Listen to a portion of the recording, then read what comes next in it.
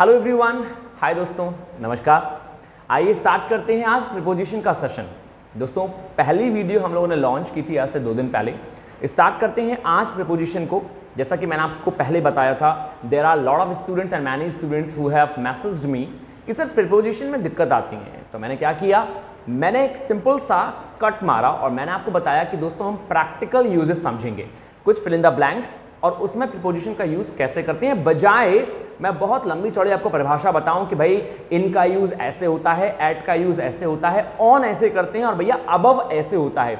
लोग पजल हो जाते हैं। आप डायरेक्ट एग्जांपल से समझिए कि कैसे करते हैं किसी प्रीपोजिशन का यूज दोस्तों, राइट। ये वीडियो आपके लिए बहुत यूजफुल है और एडवांटेजियस है। इसको लास्ट तक देखना बिल्कुल ना भूलें, पूरी देखें। अब मेरी गारंटी है कि आपको बहुत अच्छे से यूजेस समझ में आएंगे। फर्स्ट पार्ट हो चुका है, ये सेकंड पार्ट है और ऐसे काफ़ी पार्ट मैं आपके लिए निकालना चाहूँगा, पब्लिश करना चाहूँगा।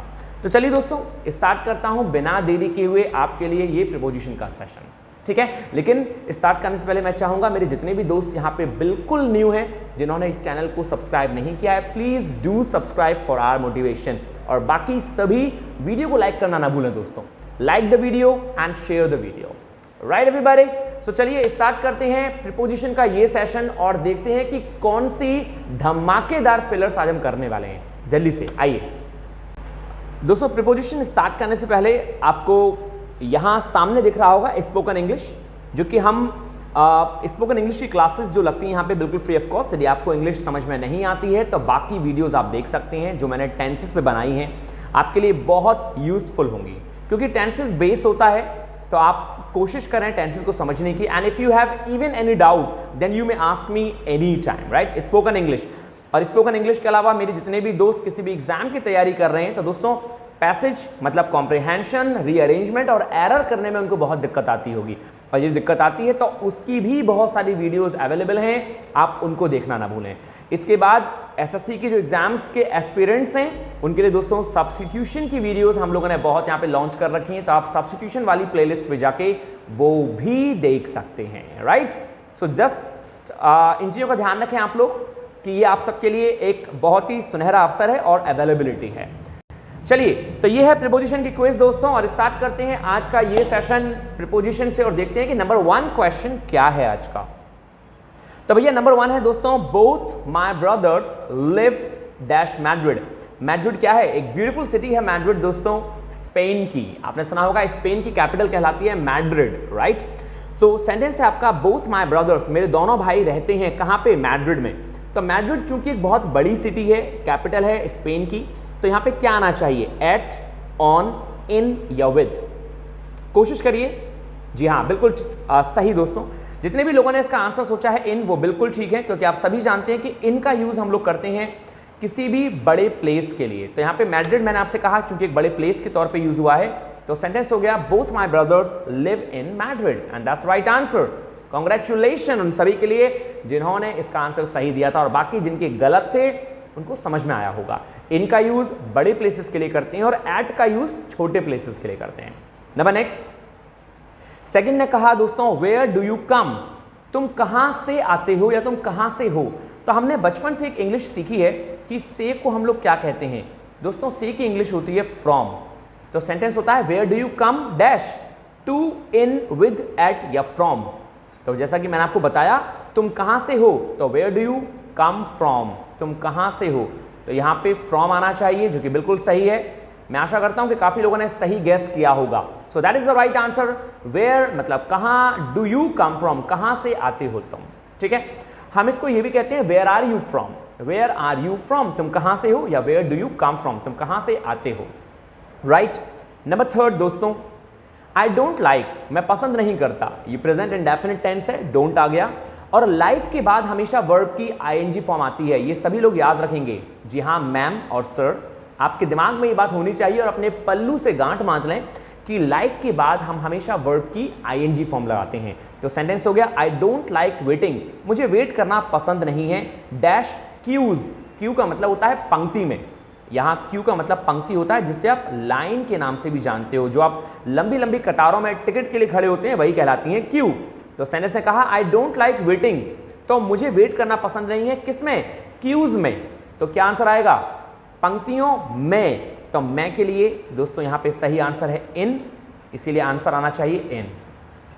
आशा करता हूं कि काफी लोगों ने इसका आंसर सही गैस किया होगा, बाकी ये समझ में आया होगा। Right everybody, and I truly upload for this one. Right, number next दोस्तों, नंबर 4, आई लाइक स्पोर्ट्स, मुझे स्पोर्ट्स पसंद है, dash soccer and ping pong. दोस्तों सॉकर आप सभी जानते हैं, फुटबॉल और पिंग पोंग भी एक गेम है, तो मुझे स्पोर्ट्स पसंद है, कैसा, सॉकर एंड पिंग पोंग। तो इन, एट, फॉर या लाइक, यहां थोड़ा समझना पड़ेगा आपको कि क्या होना चाहिए, इसका मीनिंग समझिए। मुझे स्पोर्ट्स पसंद है जैसे कि सॉकर एंड पिंग पोंग, तो जैसे के लिए हम क्या लगाएंगे दोस्तों, जैसे कि लगाएंगे like soccer and ping Pong. यहां पे इन, एट, फॉर गलत है, वन एंड ओनली सही आंसर दोस्तों यहां दे रखा है लाइक। तो जस्ट ध्यान रखें कि like is the right answer. तो यहां पे आ गया like, LIKE। I like sports, मुझे खेलना पसंद है, मुझे खेल पसंद है, like soccer and ping pong. Right, in, at और फॉर सेंसलेस है यहां पे। नंबर 5 है दोस्तों, डोंट क्वारल, झगड़ा मत करो। क्वारल की हिंदी होती है झगड़ा करना। Don't quarrel dash him, it means you should not fight dash him, तुम्हें उसके साथ झगड़ा नहीं करना चाहिए, उसके साथ क्वारल नहीं करना चाहिए। तो उसके साथ नहीं करना चाहिए, तो क्वारल के साथ एक प्रीपोजिशन फिक्स आती है जिसे हम कहते हैं with. So just remember in your life, don't quarrel with him. Right, तो यहां पे जितने भी चिंकी, पिंकी, चिंका, पिंका जितने भी बैठे हुए हैं, मैं आशा करता हूं कि सबको बहुत अच्छे से क्लियर हो रहा होगा। ठीक है, so don't quarrel with him, with is the right answer. Right everybody, so ये था नंबर 5। नंबर 6, सारा, ब्यूटीफुल नेम है ना, आई लाइक दिस नेम। दोस्तों सारा लाइक्स स्विमिंग, मैंने अभी भी आपको बताया था कि लाइक जो है वो वर्ब की ING फॉर्म लेता है, तो लाइक के बाद स्विमिंग आया है यहाँ पे। सारा लाइक्स स्विमिंग, सारा को स्विमिंग करना पसंद है। सनी डेज, सनी डेज का मतलब क्या हो गया, जब सूर्य निकला हो, जब गर्मी के दिन हो या सूर्य निकला हो, तो उन दिनों सारा को स्विमिंग करना पसंद है। तो जब बात डेज की होती है ना, जब डेज वाला वर्ड आ जाए, मंडे, ट्यूसडे या फिर डेज लिखा हुआ हो, तो वहां दोस्तों केवल एक ही प्रीपोजिशन आती है जिसे आप गांठ बांध के लिख लें, and that's we call on. तो सेंटेंस में दोस्तों होना चाहिए Sara likes swimming on sunny days. Sara को स्विमिंग करना पसंद है कब, खुले दिनों में, जब आसमान बिल्कुल खुला हुआ होता है, सूर्य निकला हुआ होता है, गर्मी के दिनों में, या जब सूर्य निकला हुआ हो। तो दोस्तों सनी डेज का मतलब होता है गर्मी के दिन। So eight, two and in is the wrong answer. ठीक है, they all are wrong, only D is the right one. Number 7 दोस्तों, John, it's a great name again, John, right?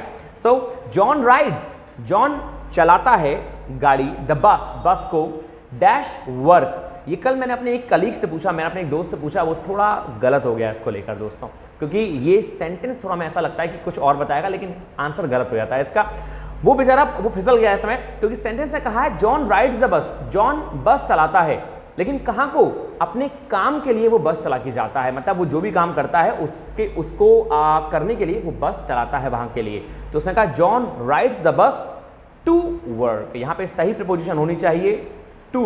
वो बेचारा यही सोचता रहेगा कि इधर आएगा क्या, क्योंकि भाई सेंटेंस थोड़ा अलग सा है, तो आप सभी को ध्यान रखना है, आपको फिसलना नहीं है इसमें। ठीक है, सेंटेंस ने कहा जॉन राइड्स द बस, जॉन बस चलाता है टू वर्क, अपने जब काम को जाता है तो वो बस चला के जाता है, बस से जाता है या बस लेके जाता है। तो John rides the bus to work. ठीक है दोस्तों, तो the right answer is 2। Number next, number 8 आप सभी के लिए, I am interested. I am interested, interest अपने संग सिंपल सी प्रीपोजिशन लेता है, one and only, and that is in. I am interested in this film, इसीलिए B is the right answer. A, C और D गलत हैं। I am interested in this film, interest हमेशा इन लेगा।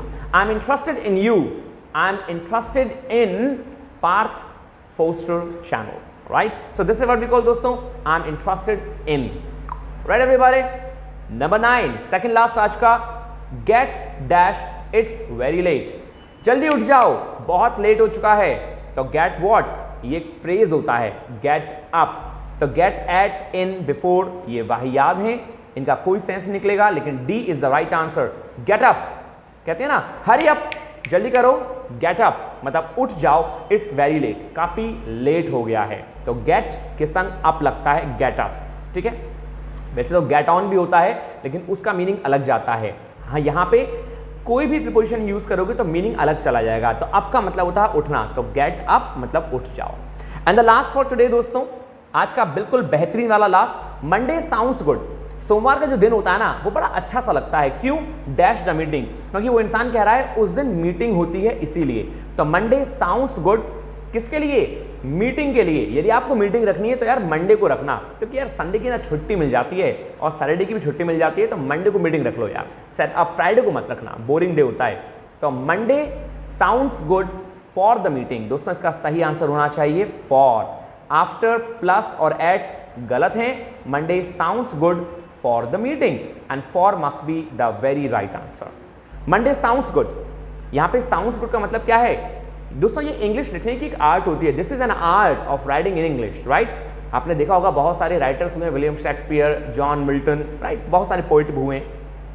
तो इंग्लिश को आप अलग अलग ढंग से लिख सकते हैं, बड़े मिजाजी ढंग से। तो वही उसने लिखा, मंडे साउंड्स गुड, मंडे अच्छा लगता है। यहाँ पे साउंड्स गुड का मतलब है बहुत अच्छा है मंडे।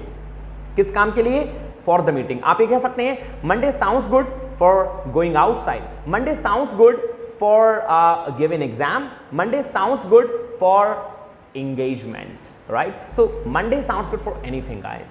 So ये थी दोस्तों हमारी 10। मैं आशा करता हूँ पूरे विश्वास के साथ that I cleared everything to you. And if it is clear, these all prepositions are clear. So please let me know on my comment box that whether these are things or these all things are clear or not. And if it is cleared, then दोस्तों आप next session देखना ना भूलें, क्योंकि मैं preposition आपके लिए लाता रहूँगा, जिससे ये है कि आपका ये फेस बहुत मजबूत हो जाएगा। So that's it for today. फिर मिलते हैं नेक्स्ट क्लास में, लेकिन वीडियो को लाइक और शेयर करना बिल्कुल मत भूलिएगा। सो दोस्तों दैट्स इट।